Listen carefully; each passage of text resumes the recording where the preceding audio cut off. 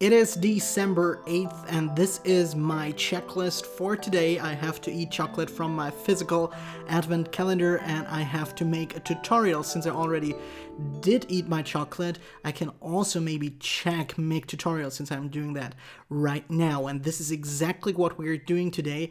We're creating those nice checkboxes, and this is something that is kind of missing in the UIKit library that is provided to us by Apple. So why not making them ourselves? Or why not using a library that does exactly that for us? So there is a great library called BEM Checkbox, which is really easy to use, highly customizable, and it's animating pretty nicely, as you've just seen. So the link for that GitHub page is in the video description below. And what we want to do to get that started is clone or download that zip file that we can get here.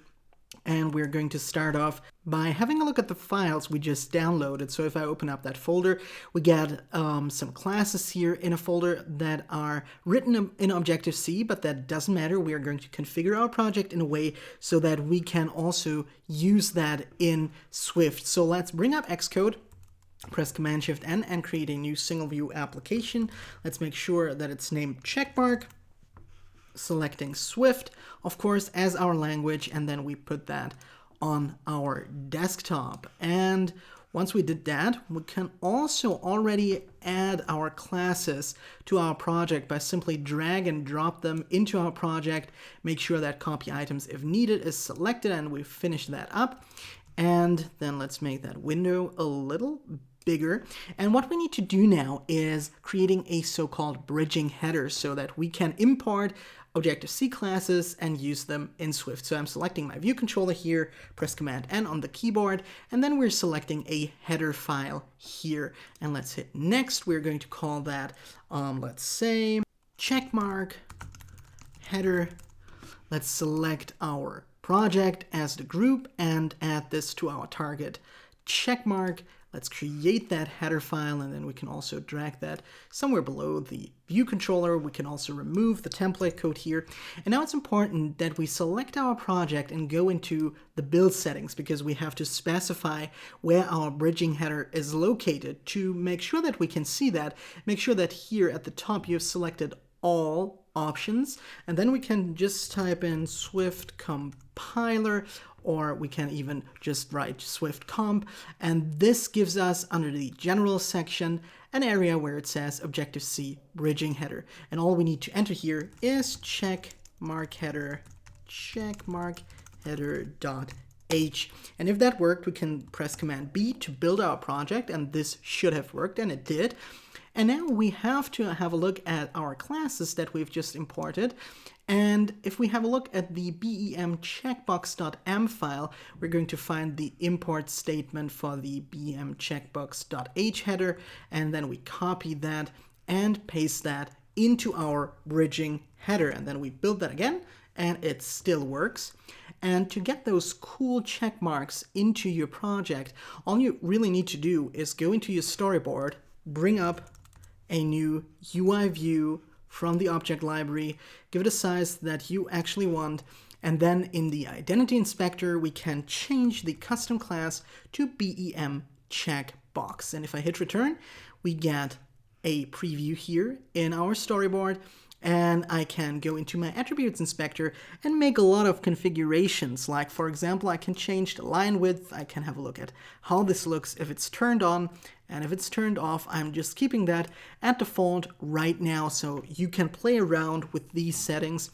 And if we run our application now in the simulator, let's just have a quick look here at how this looks. So this is the sample I just created, and if we now have a look at the simulator, and we can click on the border, and we have this nice animation, and this really looks terrific.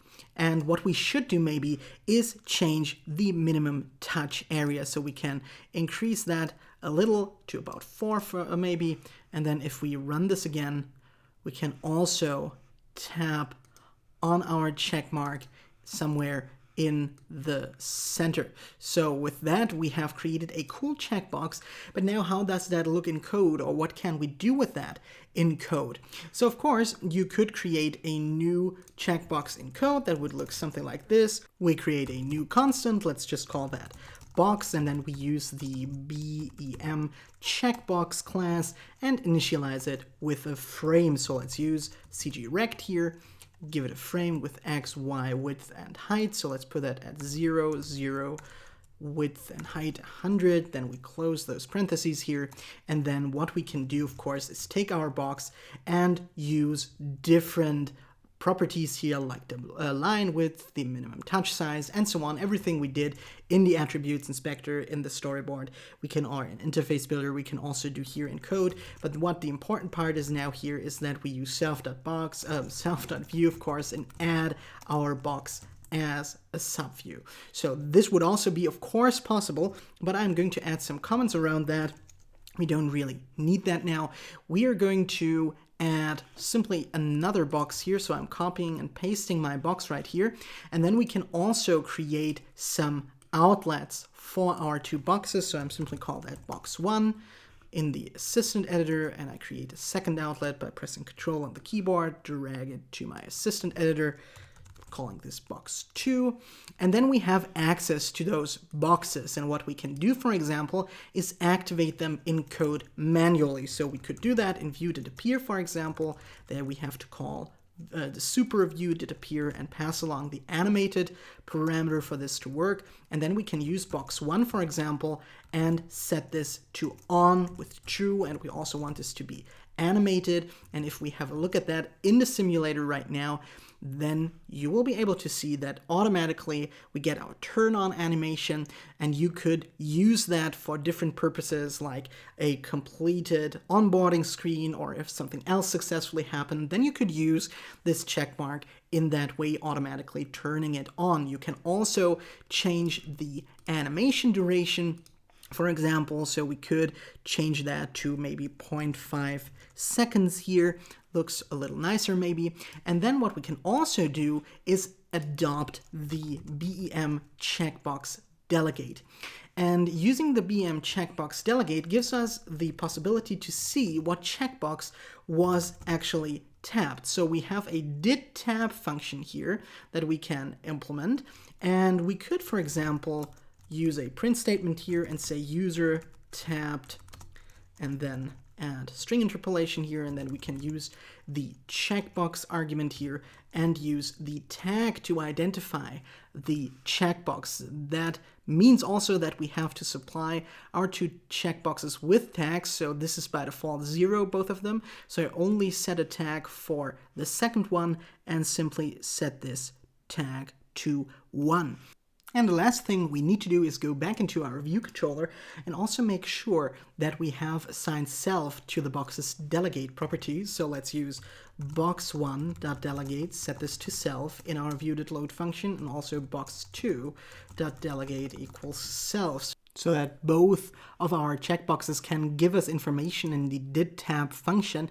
And also what we can do is we can also use, and again with string interpolation, we can check if our checkbox is on, for example. And this would also be handy if you would like to check if a user activated a box or not. So you have plenty of use cases for that, I guess. And now we can run this in the simulator and see how it works. So let's bring that up. And here we go. Here's our first checkbox. And if we click on it, it says user tapped 0, and this is false. User tapped 1, and this is true. So if we tap here again, we get again the information that user tapped 0, and this is true again. So this is how you can add cool checkboxes with nice animations to your applications. I hope you enjoyed that, and if you haven't watched them, go and have a look at the other Advent Calendar videos. It's all about UIKit. So thank you for watching, and I'll see you tomorrow.